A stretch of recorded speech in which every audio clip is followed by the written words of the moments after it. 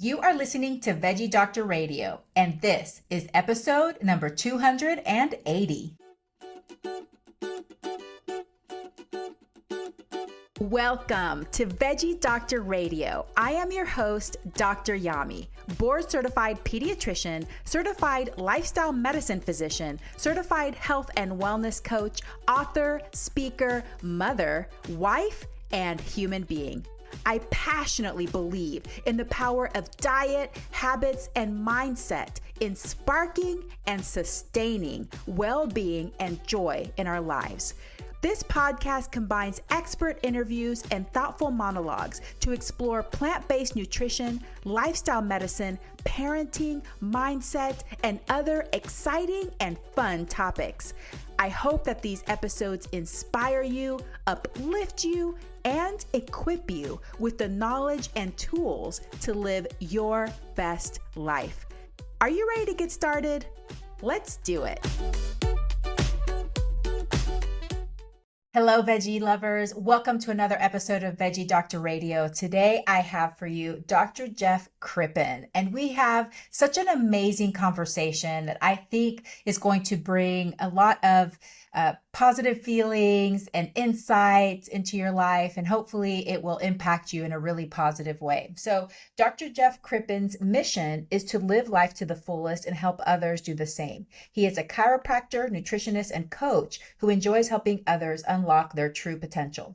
For the last decade, Jeff has helped clients both through chiropractic care and nutrition at his wellness clinic in St. Joe, Texas, as well as through individualized mindset coaching with the Advanced Coaching and Leadership Center. He finds a holistic approach, optimizing spirit, mind, and body, the most efficient and effective way to create a lifetime of timeless youth.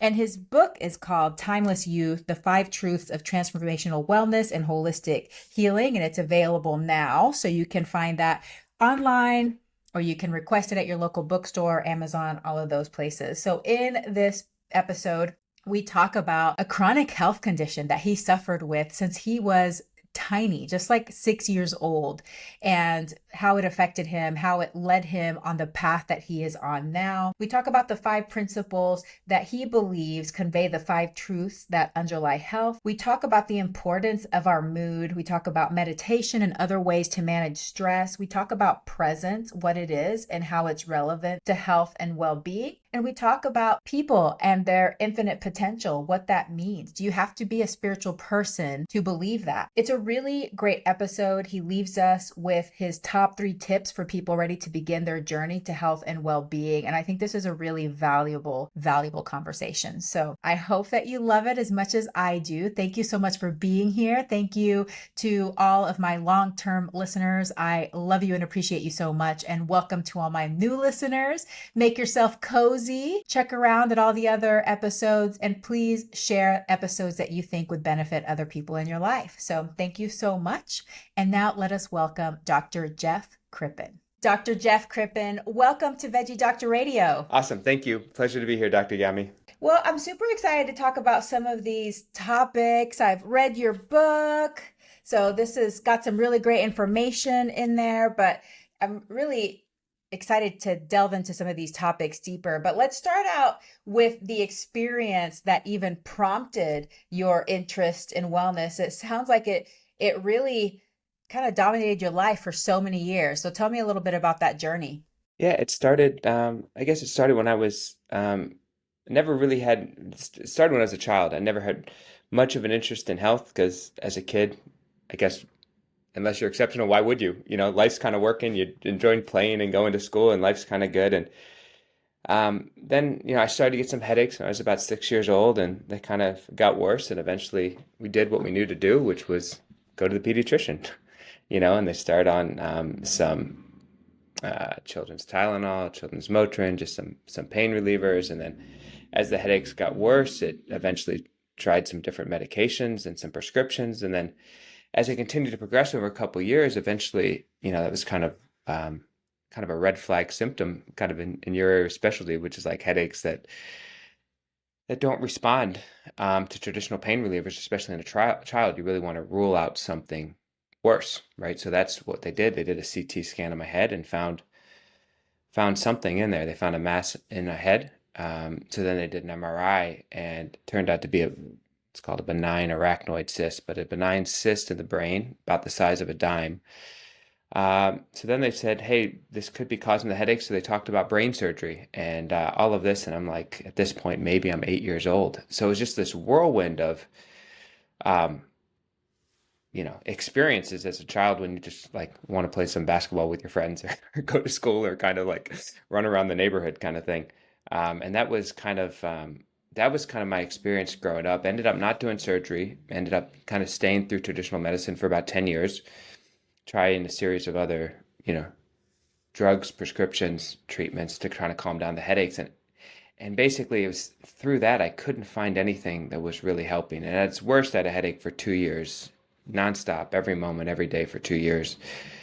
And, you just start trying stuff, start experimenting, start learning, start studying. And that was kind of the beginning of my journey um, through childhood and adolescence, and eventually found some things that were quite helpful for me through a combination of nutrition, through a combination of chiropractic, through a combination of rebuilding my body kind of holistically. And then, when I'm in college trying to figure out what I want to do, I figure, wow, this would be an awesome way to help other people, just like some great people have helped me. So that kind of led me to become a chiropractor and a traditional naturopath. Wow. I mean, I think it's incredible that you were just so young, suffering from these debilitating headaches. I can't even imagine that, it's just like really stole part of your childhood as well, like you just can't be present, you're feeling bad, you're not able to do some of the things you want to do. I know that you're writing in your book that your life was kind of like, yeah, maybe I'll do that if I'm feeling up to it, sort of thing. I don't know how I'm going to feel on that day when there's that event. And that's a really hard way to live when you're a young person. Yeah, I mean, it's funny. So it's somewhat even hard for me to remember, just because it feels like such a different life. Like, thankfully, headaches are handled now, and it's just a very different experience. But as you said that, that's exactly, it's just kind of that unknown of like, well, what can I do tomorrow? Well, I don't know if I'll be able to get off the couch, and you just kind of live with that uncertainty. So yeah, it was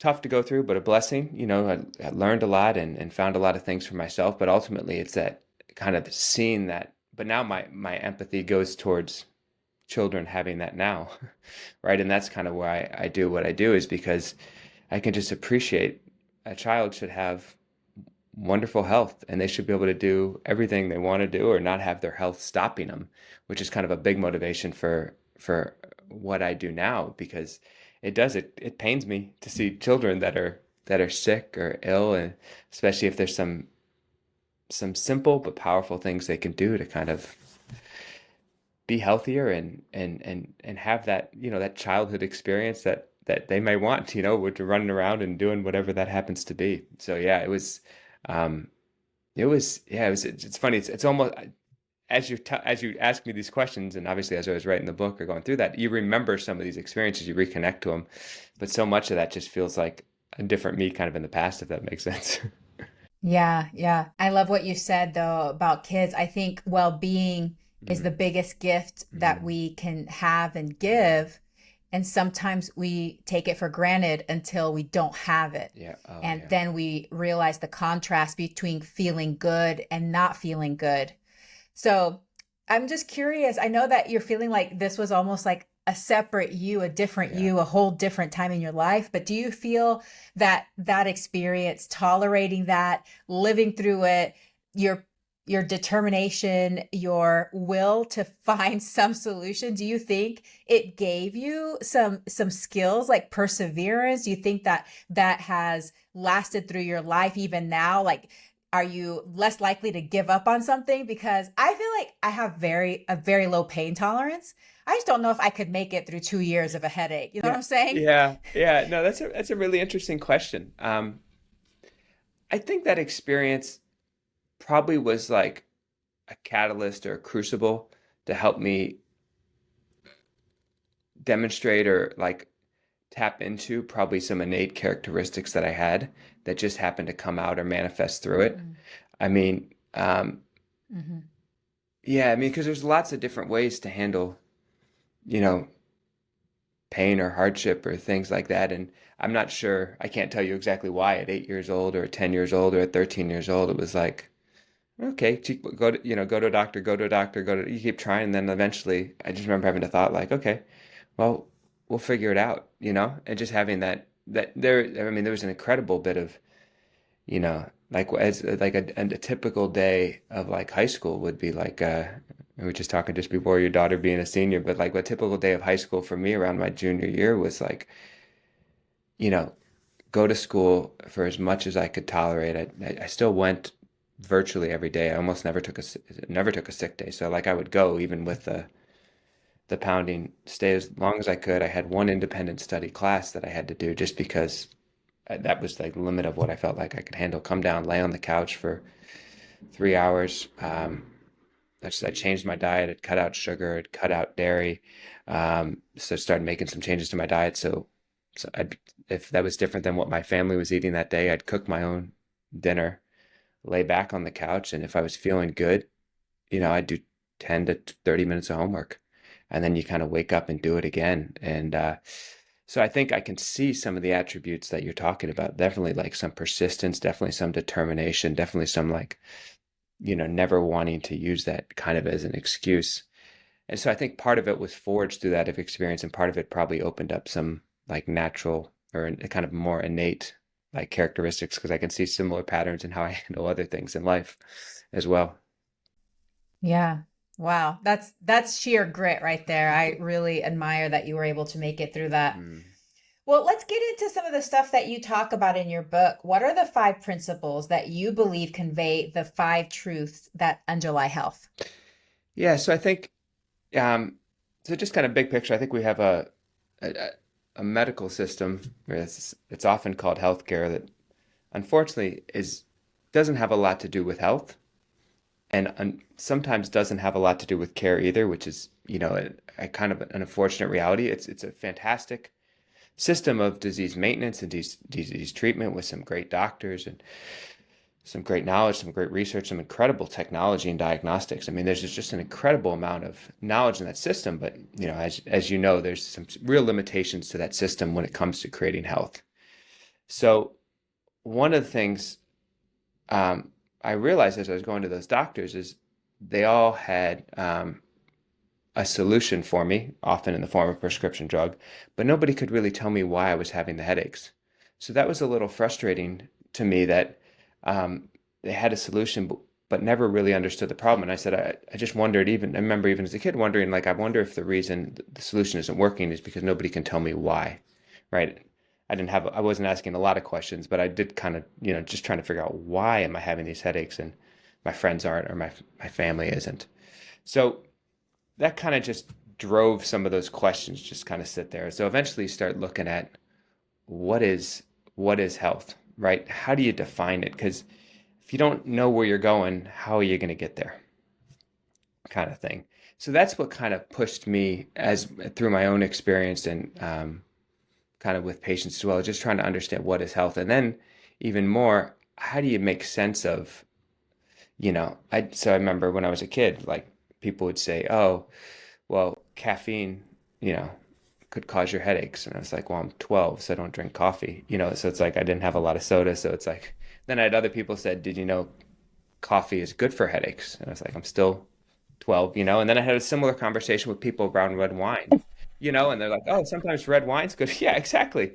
And then other people had said red wine could cause your headaches. And I was still, well, maybe I was 14 at this point, but it was like, one, it was a little bit ridiculous, like talking about the benefits of red wine for headache, but also two, it's the same thing can be helpful for headaches that could be causing head, right? So it's just like there's so much confusion in the area. It's like there's got to be some guiding principles. There's got to be some North Stars that just can help us make sense of what that is. So that's what I put there. And that's kind of what I kind of based my healing on and my practice on are some of those five principles. So that you asked about. So the first one is, what I call the Yellowstone principle. It's the power of holism, right? It's, Aristotle said a while ago, the whole is greater than the sum of its parts. So if we look at, and I think that's a principle that works on a lot of levels. We know the healthiest people are involved in some kind of community and have great friends.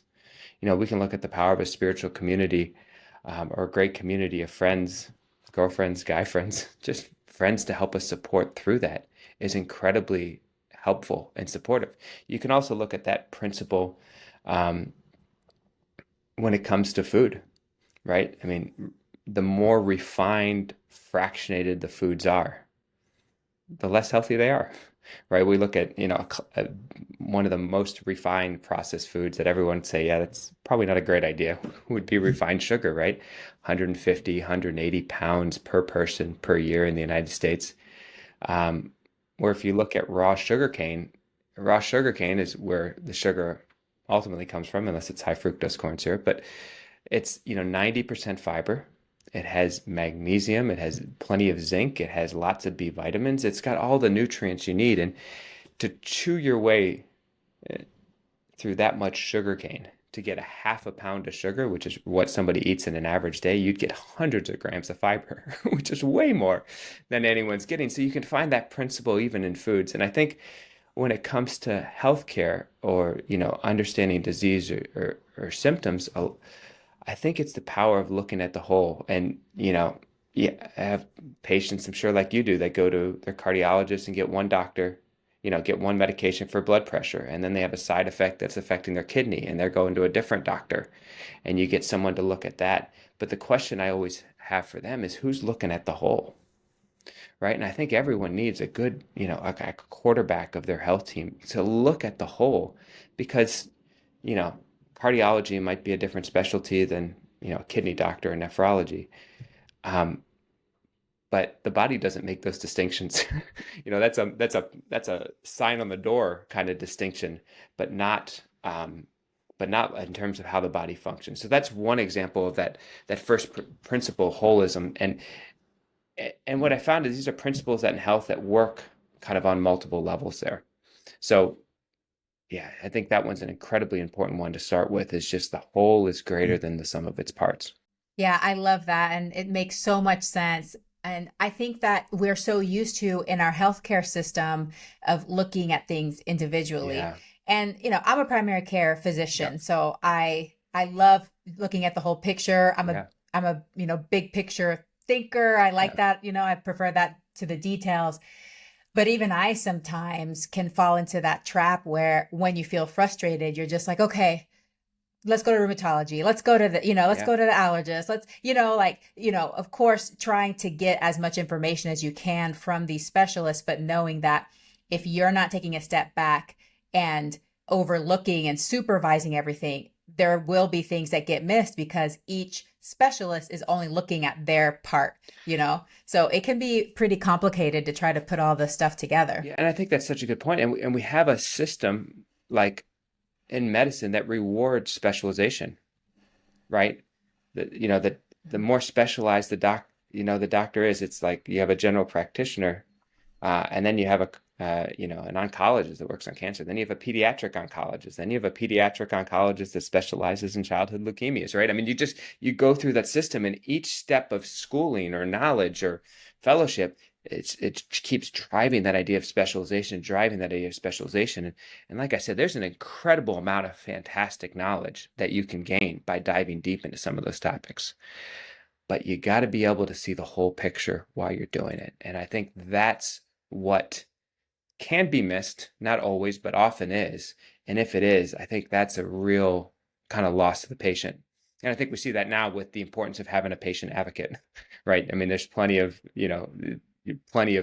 power and incredible power, and researcher. We all know friends that, like, you take somebody else who's can see clearly and ask them good questions, maybe some tough questions to really push, because sometimes it is stepping back and looking at the whole picture, even from a layman's perspective, can be an incredibly valuable gift.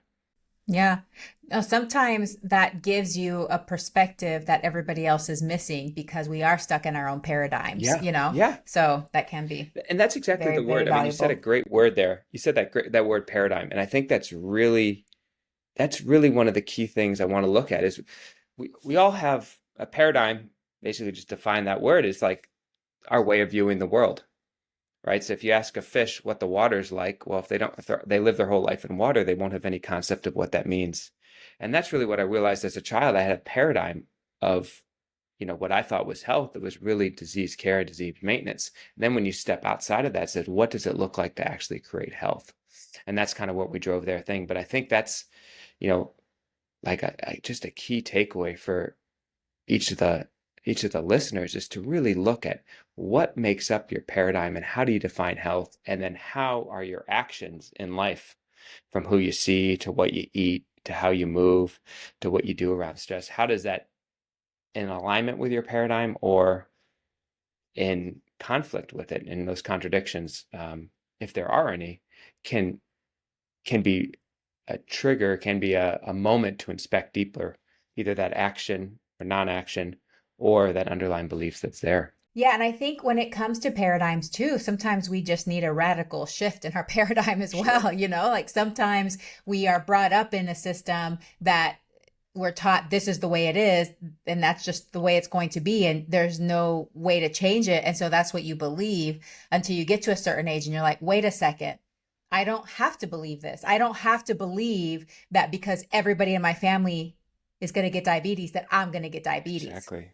And some people live in that paradigm, right? Yeah. This is your destiny.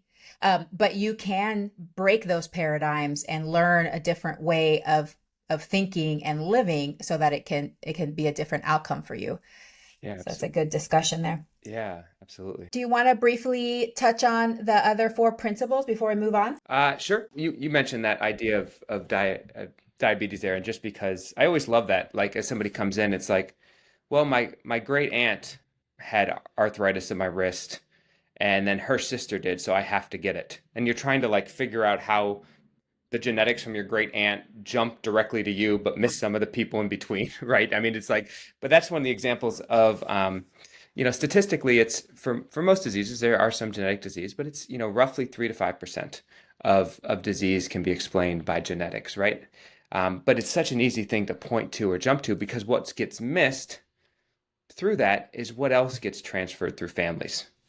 Food gets transferred to families. Sometimes occupation gets transferred. Sometimes beliefs or ways of handling stress. Sometimes the way you exercise or way you don't exercise, right? All of those things get transferred through stress. So that's an example of, I go through that in the principle, I call the quantum principle, or the power of nothing, which I write no-thing. But basically, it's the intangibles that are ignored a lot in health. There was a researcher out of Oxford. He said cells are 100 times, up to 100 times more sensitive to non-physical stimuli, things like energy, than they are to physical stimuli, like things like hormone, things like vitamins, things like minerals. And I think all of us have experienced that. Like we've walked into a room with our friends and we felt excited, we felt happy, our mood level comes up, and then we've walked into other rooms and we just like, oh God, not them again. You can like almost feel your whole body, like kind of the energy kind of shift as you see something or something happens, and you can feel that. So what it's saying is, those intangible things can be really powerful effects on our health. So one more is the Model A principle, which is basically the power of the individual.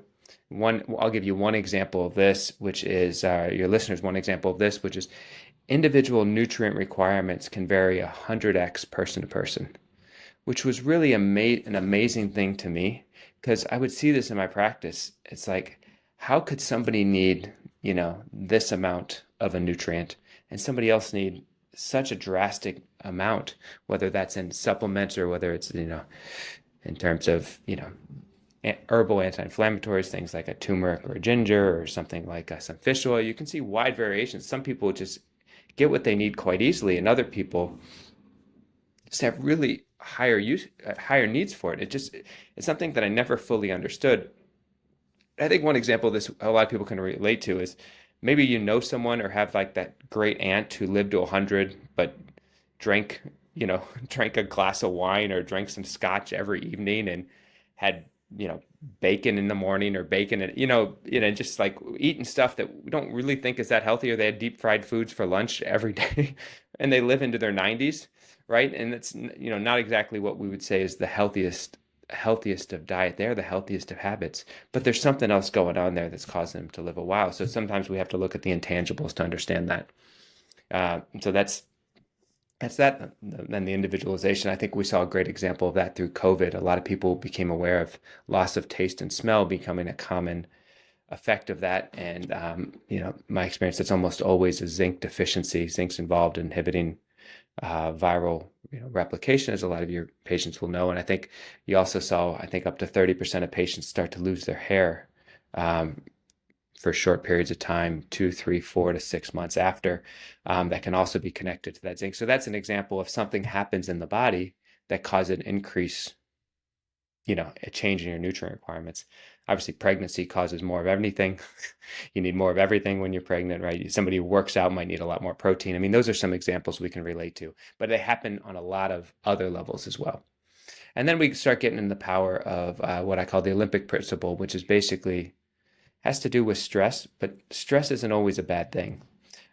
So a lot of times stress can be a negative. There was a great study that looked at about 30,000 people, and they found the people with the highest levels of stress had the highest rates of death, right, over 7 years or so. And it kind of made sense, right? We all know that stress is, can have negative effects on our health. But what they found is those who had the highest levels of stress, who saw stress as a positive, actually lived longer than those who had the lowest levels of stress. So just by changing their mindset or changing their paradigm around stress, they had just an incredible change of that. So really, that chapter, we dive deep into how you can make stress a good thing and what are the examples of that and how can someone apply that to their life.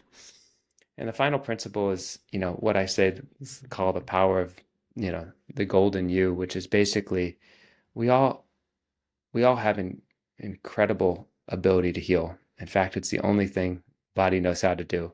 And virtually every drug, every pharmaceutical that's there, the body has the ability to produce those molecules on its own.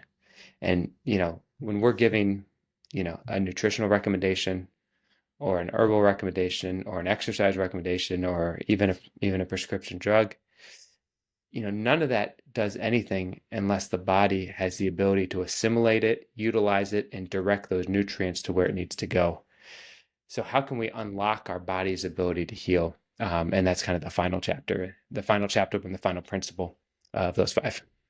I love that. Yeah. Yeah. So I'm a DO, and I know that our professions have a common root. Yes. And that's one of the reasons I decided to go to osteopathic medical school, because that philosophy it just called to me that the body has the inherent capacity to heal itself. And I feel like, I started there so passionate as a medical student.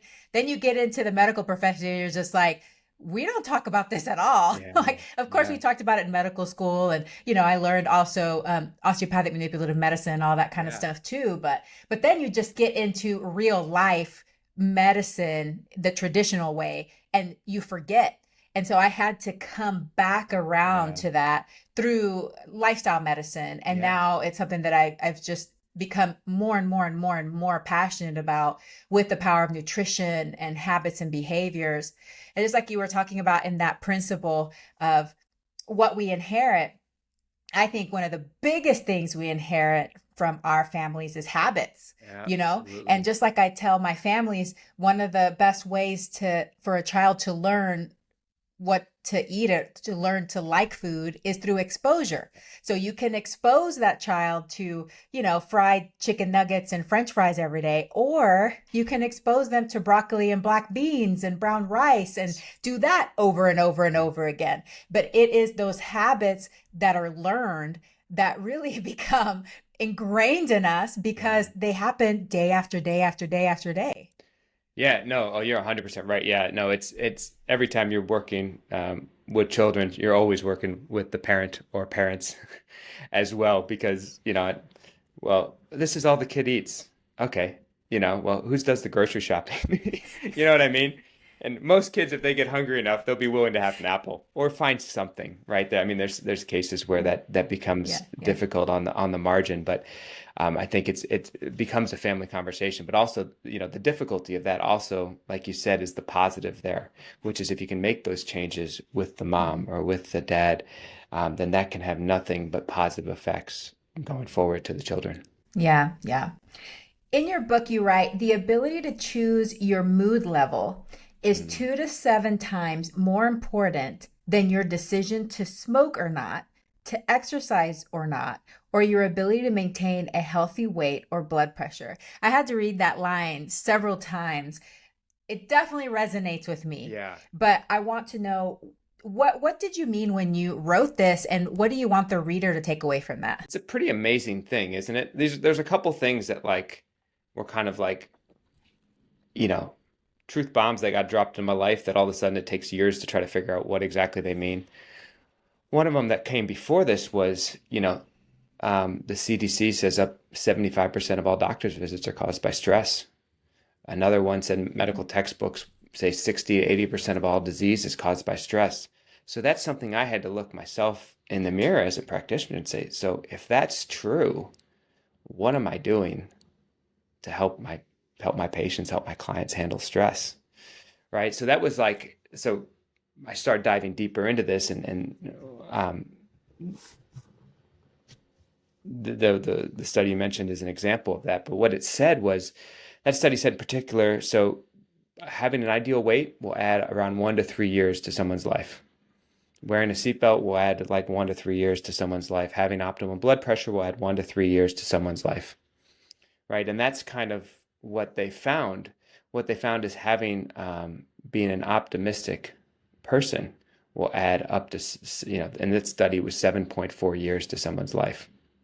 So because of that, I said just the power of someone's mood level was 2 to 5 times, I think you said, more powerful than that. But that's what I was referencing there. And there's another study, they looked at nuns. They looked at the most optimistic nuns versus the most pessimistic, and they found the optimistic nuns in that study lived up to 10 years longer.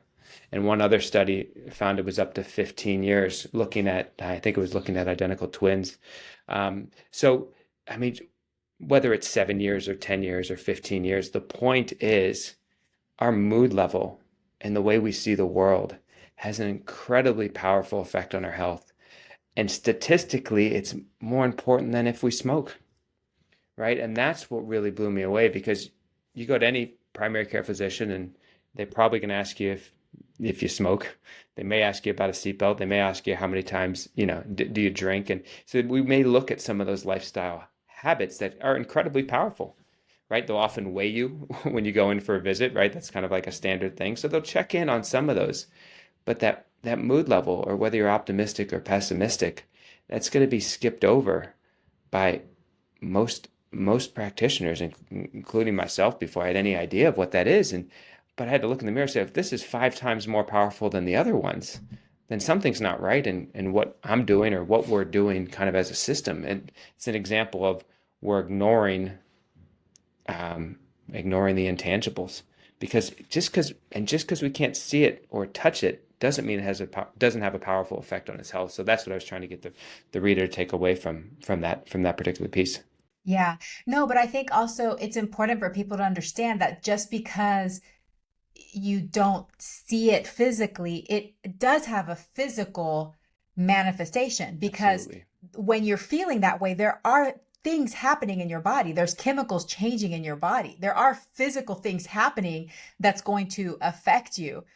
I just think it's super interesting too, because as a pediatrician and having practiced for 13 years, I have seen patterns and I've gotten to learn a lot from my patients. And there really are some people that are born naturally more optimistic. Yeah. And they're just like, and you see this not just in your patients, but in their parents. I just love this, because it also helps take shame and blame off, right? Yeah. Because some of us are just literally born more anxious. Yeah. We're more scared, we're more anxious, we're more wary of things. And like there's literally some kids that I'll be interviewing them and they're teenagers and be like, how are things? Oh, they're good. Are you stressed about anything? Nope. Everything going good? Yeah, no, I feel great. And like, I know that they're telling the truth. I don't think that they're lying, because I can tell the difference in their mood between the kid that might be not really telling the truth, but they're super anxious and like, tight and all that kind of stuff. And parents too. Like there's some parents that are just very anxious and some parents that are like so chill. And I see this in the postpartum depression scale too. Sure. Like it'll be the mom's 4th kid, everybody screaming, and she's like totally relaxed, smiling, taking her time, and her like postpartum depression scale is 0. Yeah. Just like, I want those genes, you know? Teach me. But I think the good news is that even if you're not naturally that way, it's never too late.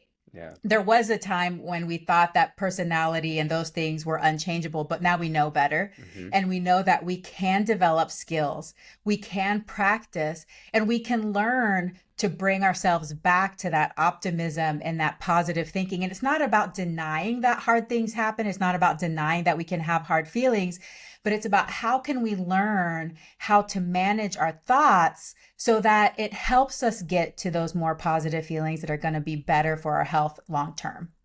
Yeah, I think, yeah, that's incredibly well said. And just to even build on that one more step, one of the simplest ways to do that is just to acknowledge the negative feeling when it's there. So one interesting, Yes. I see you nodding your head there. It's awesome. So one interesting thing that really blew me away was they did a functional MRI study. So that's basically they put people in a MRI machines. They look at what parts of the brain light up, and they would show them pictures of people like relaxing or on a beach or like a nice sunset, and like yeah, the front of the brain, the prefrontal cortex, the kind of the relaxing, rational part of the brain would start lighting up. And then they'd show people images that would evoke violence or fear and anxiety. And they'd see, a part of the brain called the amygdala or the fear center start lighting up. So, those kind of made sense to researchers. But then when they showed them the threatening pictures, the ones with violence, and they asked the patient to name the mood level they were feeling, they would see a shift and the amygdala would kind of calm down and the rational part of the brain would light up again. And I think that's the power of, naming your mood level. So, the ability to, because you can't describe the mood level you're in while you're stuck inside it. It's like go lock yourself in a closet and then try to describe the outside of a building, right? It's hard to do. But if you step outside the building and walk around, you could do a pretty good job describing it. And as soon as you do that, by definition, you're not trapped within it anymore. So one thing we can do, the listeners can do, is just a simple check-in every once in a while. Just describe your mood level. I'm feeling angry. I'm feeling pissed off. I'm feeling really happy. I'm feeling grateful. I'm feeling joyful. And like you said, Dr. Yami, it's not about always being happy or everything's always being great, because hard things happen and life happens and there's things that irritate us and there's things that cause sadness and there's things that, you know, cause hurt and cause pain. And that's before 10 a.m. most days, or whatever it is. But it's like the ability to experience that when it comes up and just be honest with it allows it to kind of release and move through. Right? We've heard like you don't stuff the emotion, you allow yourself to experience it. So simply naming the emotion can help bring some awareness to it and can be a powerful way just to experience what's there and then kind of free your attention from it and put it towards where you want or in the mood level you want to be going forward. Yeah, that is so powerful. I have the perfect example yesterday. As we were leaving my son's award ceremony from school, I got an email that was a little bit of a difficult email from a patient dad. And as I was replying in a legitimate, calm manner, after I sent the email, I had this flare of anger and resentment, which happens when you're, a business owner in a medical private. It Yeah. happens, okay, Yeah. y'all. Just we're not always happy and perfect. Real talk. And it was in the car. I wasn't driving. My husband was driving. And I just said, I am feeling the most intense flash of anger right now. And I had to say a few Yeah. words and just let it move through me. And it's like this intense feeling. And I just had to feel it. Lasted for like 2-3 minutes. And then I was just like, okay, now my rational brain can take over and be like, you know what? You have to give this person the benefit of the doubt. It's probably a misunderstanding. They're probably feeling this. Let's have some empathy. Yeah. And I was able to diffuse it and it went away. But if you restrain it or judge it even, like Yeah. that's usually where I am. Like judge my feelings of that's Yeah. the wrong way to feel, or you should never feel that way. It gets repressed and it gets stuck. And then the next time it comes up, it's even stronger and stronger and stronger until you explode. And so, yeah, I think it's really important to process those emotions and not judge them for what they are. And then we're reading to our kids at night, and there's like a little part of us that still has attention on that email that came through 6 hours ago, or 6 days ago, or 6 years Exactly. ago, whether knowingly or unknowingly. And then we end up being less present with whatever we're doing at the time with our kids, with our work, with our clients. And yeah, and it kind of can snowball that way for sure. Yeah. I think this is a perfect time to talk about meditation. So, Yeah. how can meditation be helpful in managing stress? Yeah. So I think there's so incredibly incredibly powerful. I mean, so there's all kinds of incredibly powerful tools to help manage stress. But yeah, the meditation one you just asked about fits perfectly with what we were just talking about, which is just bringing awareness to it, right? Just sitting, being present, noticing your thoughts, noticing the moods or emotions that come up, and just doing your best to recognize them, not judge them. I'm not a master in meditation, but I've done it on and off for years. And it's like, but just the ability to just be present and notice what comes up in kind of a non-judgmental way. I think I heard a quote once that awareness alone is transformative. And I really think that's a powerful idea. And I think that kind of applies to this question about meditation right there.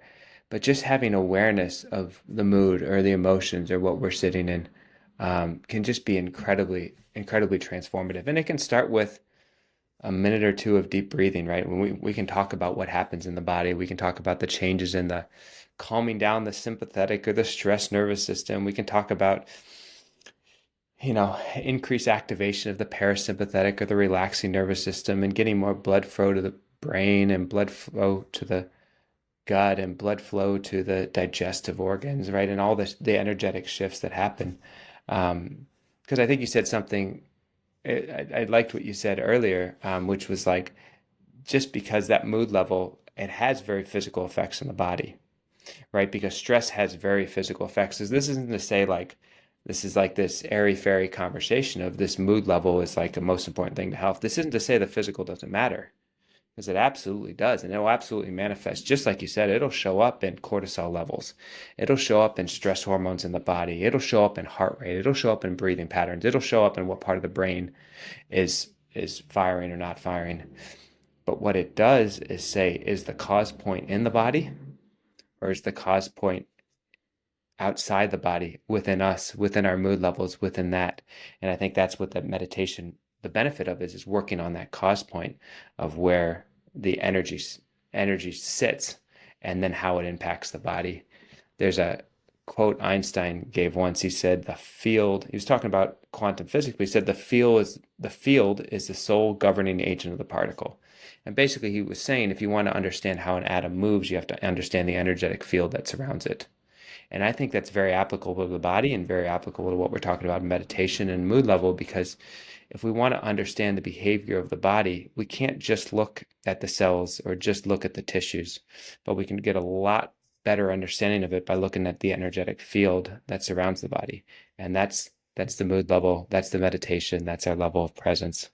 And the intangible factors like that have very real tangible effects. Wow, that's so powerful. That's really incredible to think about it. And it makes sense. Like, how can cells thrive in a toxic environment? Mm, And when our mood is continuously, perpetually negative, mm, it's like a toxic stew, you yeah. know? And, when we allow things to come through and pass through, we can do that in a healthful way that doesn't harm us. But when we're stuck there and we're almost like, you know, I guess ruminating, we're Yeah. just like we're trapped inside that negative cycle. Your cells can't be at their optimum vibration. Wow, that makes total sense to me. I just love Yeah. how you brought that up. I never thought about it quite that way.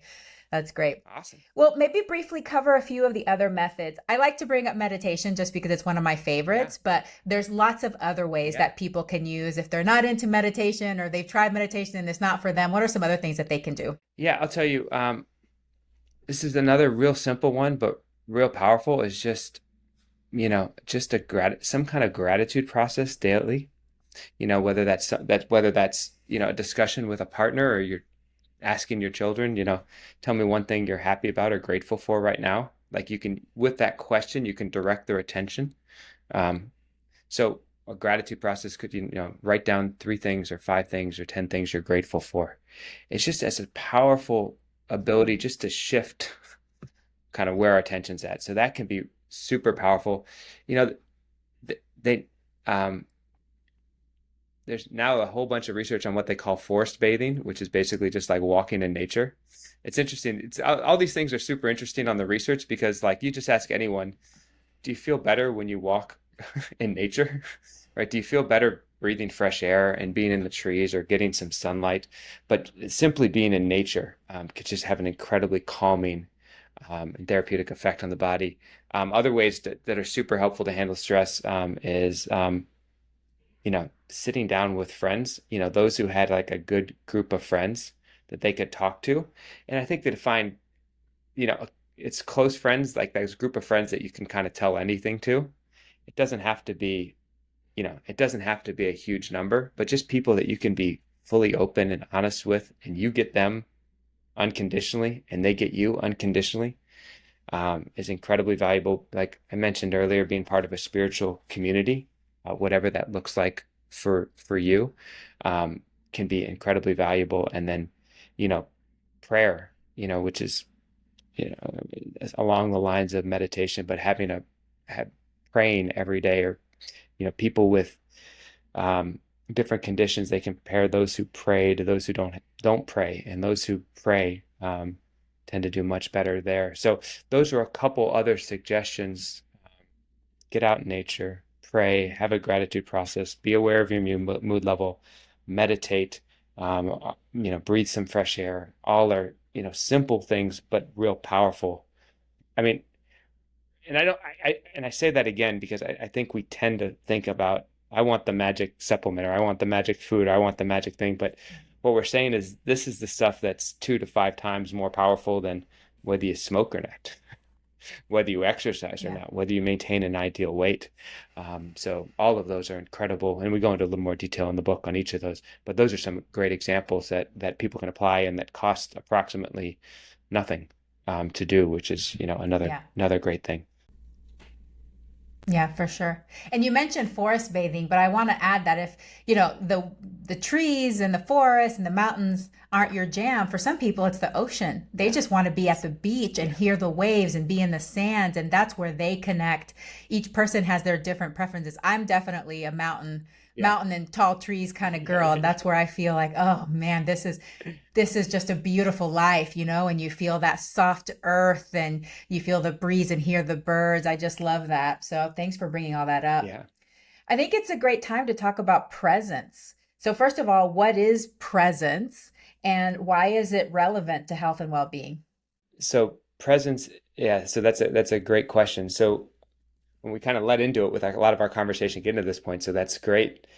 So presence is your ability to be here, not physically, not mentally, not emotionally, but you as an energetic being, as a spiritual being, just ability to be right here, right now, at an optimum mood level, right? That's kind of how we looked at presence. And why does that matter? Um, because that is the field. That is what's surrounding the body. I think that's the idea that we can look at. You were giving the example of, or you just sharing about how cells are affected by our mood level, and kind of how, can cells live their optimal best kind of stuck in kind of those negative vibrations. And I think a way to think about it is just, if a city's under attack, imagine you got like a medieval city with the walls around it. If they're under attack, what do? They bar the walls, they're in defense mode. You're probably not worried about growing the food outside. You're probably not worried about getting rid of garbage and that kind of stuff. It's like our goal is to survive right now, and whatever we have to do, it's like all hands on deck. We just got to survive and get through this. And then once it gets through it, we can go out and, go out and plant and tend to the trees and, take care of the animals and things like that. Um, and so there's basically two forms in that example. We're either in that city's either in defense mode, which is shut everything down and survive, or it's in kind of growth and prosperity mode. It's the same thing with our cells, right? And the examples are a little different, but how that manifests in the body is, like I said, when someone's in a rest mode, you get more blood flow to the digestive organs, more blood flow to the sexual organs, more blood flows to the rational part of the brain. And the flip side of that is when we're under stress, we have less blood flow to those areas, more elevated heart rate, elevated breathing, more blood flow to muscles, more blood flow to the more reactionary parts of our brain. But that presence is the ability to be here as yourself through it all. And then that's what gives you the awareness to choose that mood level. That's what gives you the awareness to knowingly put your attention on gratitude or positivity or being loving or kind to others versus, you know, when we do use the example you gave, although it happens to all of us, or when we get that email, do we immediately go into that reaction mode? And are we immediately in that defense mode of fight or flight? And then how long do we stay there? And like you said, that has an effect for us emotionally. That has an effect for those around me. But that has an effect all the way down to the cellular level. So I think, one, can we recognize the power of presence for ourselves? And then can we use that to be a force for good, right? Can we use that presence to be something that's supporting to our health and uplifting to our health instead of something that's putting us into that shell to hunker down and kind of get ready for some kind of fight. Oh, that makes so much sense. As you were describing those things, that's exactly what I was thinking. I was thinking closed off, defensive, protective, but whenever you're closed off, it's you are focused, but you're focused on that one thing. You're focused just on defending yourself Yeah. and getting through. Yes. But whenever you're present, you're open, things are flowing. And I even was just having these images of like, yeah, that's the time when you get most creative. Yeah. Oh, That's the time when you feel your passion. And that's the time when you can tap into your purpose because everything feels open and abundant and free. And the possibilities feel endless. Whenever you're closed off, you're just thinking of like, survival and fight or yeah. flight. Am I going to make it? Like you're limited, you're stuck. It's like a very opposite sort of energy. Oh, well said. Yeah. I think that's absolutely, you got it. Well, let's talk a little bit about spirituality. Yeah. So I have really, really been deep into this topic lately. I at one point got really into listening to near-death experience Sure. Yeah. stories, Yeah. and then went away from it for a while, and then suddenly the past few weeks I've just gotten really, really into Yeah. it, and just even getting deeper into some of those spirituality things.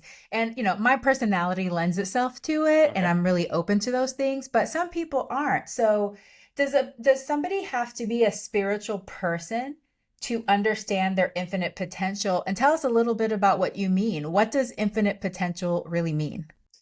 Yeah. So that's a great question. So does someone, so we have two questions there. What does that mean? And then does somebody have to be open to it or aware of it?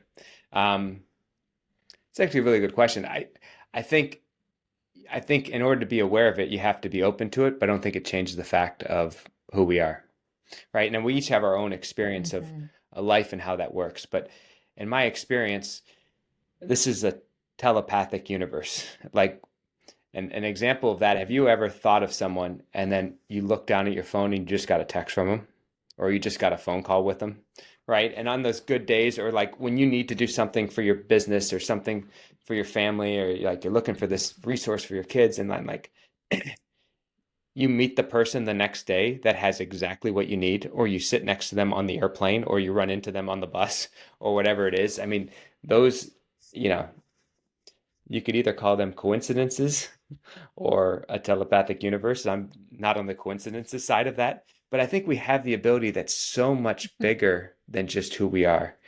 I mean, I could give you, you hear the stories of parents when their child is in danger, of like women who've been able to pick up a car to free their child, right? The question is, where does that come from? Right? If, how do you explain that purely physically, that all of a sudden a mom can lift up a car to free their child, or, people can run through a burning building and grab their kids. And, we have all these examples of these superhuman experiences that can kind of happen. And I think all of us have that potential. Um, the question is, how consistently can we tap into that, and what does that mean when we do? Um, you know, the way I look at each of our cells, I think each of our cells almost have like antennas on them, and they just kind of tune in to what we direct our attention to. So if we put our attention on that positive, abundant, creative future, as you were talking about, then our cells are kind of tuned into that. And the same thing if we're in that fear or anxiety or yeah, scared, then the body will tune into that, and we'll see the physical manifestations as a result of that. Some examples of that, if they've done some fascinating studies with heart transplants, um, where they've actually there was one case of this young girl who got a heart transplant and started having these incredibly vivid dreams. And the parents would try to console her, and then the dreams would keep coming back night after night after night. And so they tried to investigate it, but you can't know anything about where the heart comes from, right? It's kind of like just kind of a closed door. But eventually they brought in an FBI sketch artist, and they had the daughter describe what was happening. And they took that experience, and turned out where the girl got the heart from was from a young child who was murdered. And they actually used the vividness of that dream to catch to solve an unsolved murder that had sat there for about a year and a half unsolved. And you can go through some interesting stories of, and I was talking to a cardiologist who was basically, his role was he was on the transplant team to make sure that the cardiovascular system, the heart, was strong enough to go through with the transplant. And he was telling me the story of um, after surgery, the woman started getting some really specific pains in the middle of her back, of exactly where it is, and she would complain about it for months. And eventually, he got curious about it, and he looked back in the file, and he could know where the heart came from that she didn't. And it turned out the person who got the heart from, they were killed by a blow right to that same spot on that back that woman had been complaining about the pain since the surgery. So I think there's a lot more examples than that, and you can see the positive of that in the spontaneous remissions, right? Someone has cancer, it's the terminal case, is not going to get better, and then all of a sudden there's a spontaneous remission, right? Which basically means we don't know what the heck happened, but it's a great reason to be happy, right? One of my rules is every effect has a cause. So something happened at that moment. I think we need to look outside just purely the physical to be able to understand those. So I don't know if does Mhm. that help answer the question there? Or did I respond okay? No, I think that's great. And no, that was beautiful. And man, that first story with the heart Oh, transplant gave me full body chills. oh yeah. That's just incredible. Yeah. But, I think the more you learn about some of these things, the more open you are that Yeah. there's more. And even if you're like a purely scientific person, we're getting to the point where some of these things you can actually probably Yeah. start to explain with some of the knowledge that we have in science. So it doesn't have to be like, oh, this is completely unscientific woo-woo stuff. So it's just so incredible. But I think having the knowledge that we are greater than what we think we are, Yeah. that we have inherent worth, that we are all loved, I think at least from that place, people can start to build on it, can start to believe that because of that, they deserve well being. They deserve to reach their full potential and to explore this earth and to do the things that make them happy and bring them joy. And through that, it helps spread more joy because then Yeah. that energy flows out and more people are vibrating with that energy and you just radiate all that joy. So, I just hope that more and more people will become more open and willing to at least, maybe give it a little thought. Yeah, and I think that's so true. I think you can explain it with science to your point, but it's not the science we were taught as kids, right? The Newtonian physics is like Yeah. there's a direct linear relationship from one thing to the other. When you start getting to the idea of quantum physics, and which basically says at its heart that everything is energy, right? The atom is, Hmm. basically 99.9996 or so percent empty space. But the truth is, it's not really empty. It's full of energy.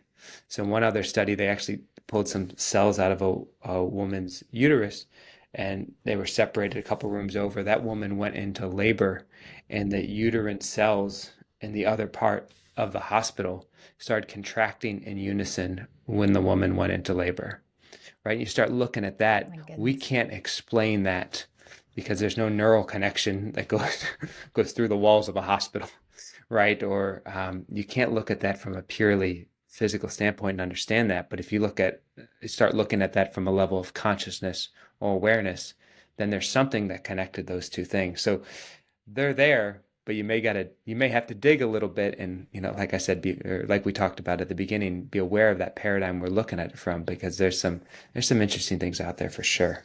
You wish more people knew. I wish more people would everything we talked about so far. So through this interview, I think you've done a great job asking some of those questions to bring it out. Um, I think I guess the answer to that question is, I wish more people would just really understand who they are and what they were capable of, and to be able to tap into that a little bit more, kind of getting what we're getting at here. And yeah, because I do think there's a lot of connection between all of us, right? You can see that with, identical twins who have their own separate language. But, I was talking to, talking to moms, and like they start getting dreams and getting a feeling of whether their baby's going to be a boy or girl if they didn't find out, if they chose not to look or know from that. You have all these moments, or parents, innately know about their kids, like, uh-oh, something's not right, right? And you can feel that. So I think there's a whole lot there that we can use to be a force of good in the world. So I think that's how I'd answer that question, is more if we understood who we are and some of our, let's call them special abilities that seem a little bit extraordinary, but that could be really, really powerful and help explain some things that we feel on a daily basis, but maybe not put a vocabulary to them or a name to them. That's so beautiful. Mm. Well, do you have a morning routine? And if so, can you share it with us? Yeah, I'd be happy to. So mostly depends on the day, but one of the things I'll do is I'll wake up. I'll run that question that we talked about, describe your mood level. That's something that I'll do most days, and just kind of work through that. Be aware if there's multiple mood levels there, work through till I get to a mood level that I want to be in and that I think other people around me would want to be in and my patients would want me to be in.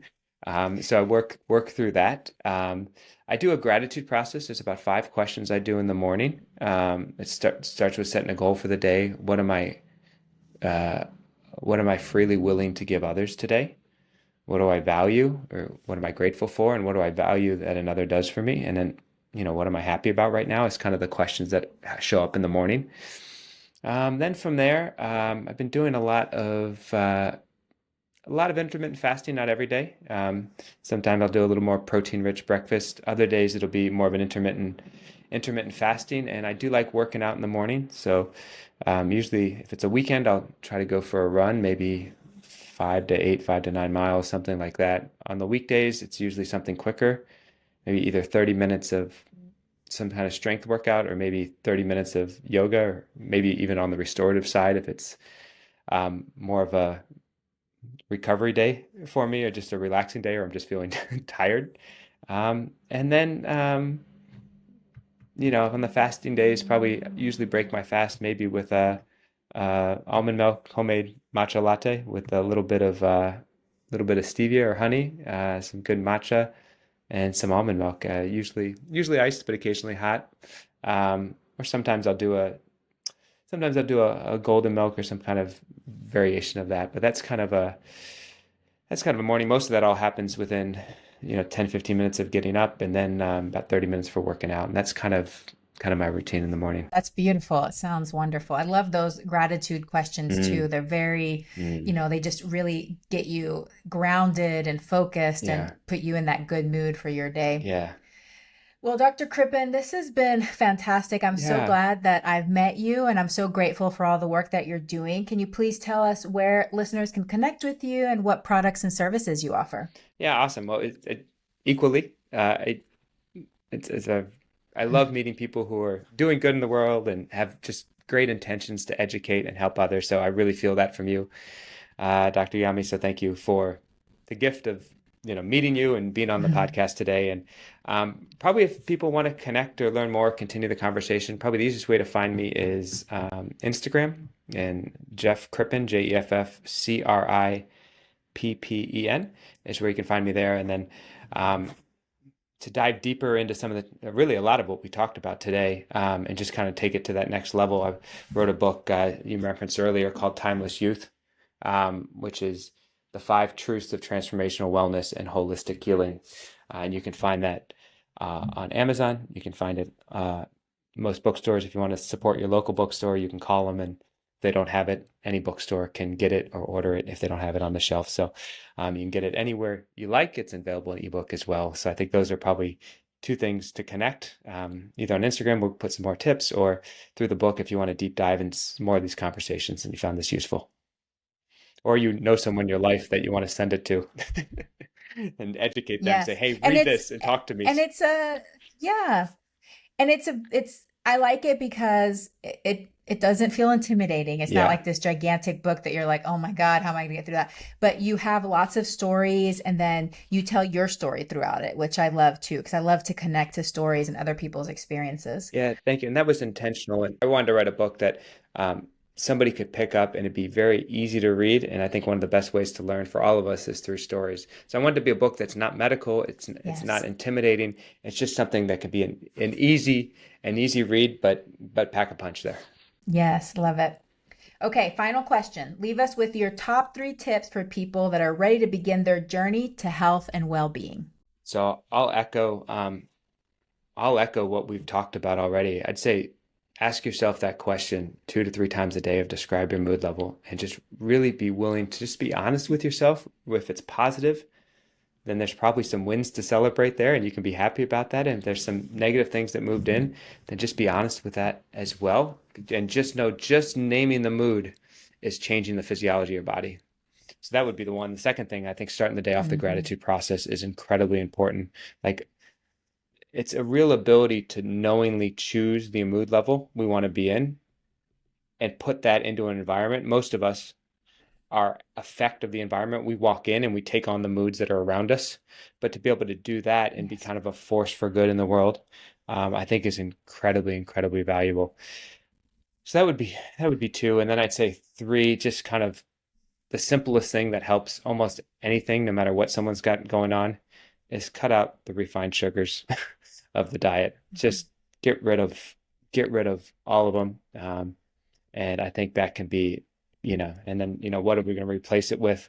Well, fruits and vegetables are a great place to start. And I like twice as many vegetables as fruit. So that gives you a real solid start of taking something out, but also putting something back in. So it's not pure deprivation. That's fantastic. Dr. Crippen, thank you so much for your time. Thank you so much for your passion, your love, the compassion that you're putting out into the world. I really appreciate you and all the work that you're doing. And I hope that you have a very plantastic day. Awesome. Thank you so much. Pleasure. Hey, veggie lover. I hope that you loved today's episode. Will you take a second and do me a huge favor? Please subscribe to my podcast so that you never miss an episode. You're the reason I'm here, and I want to share it all with you. Thank you for listening, and have a plantastic day.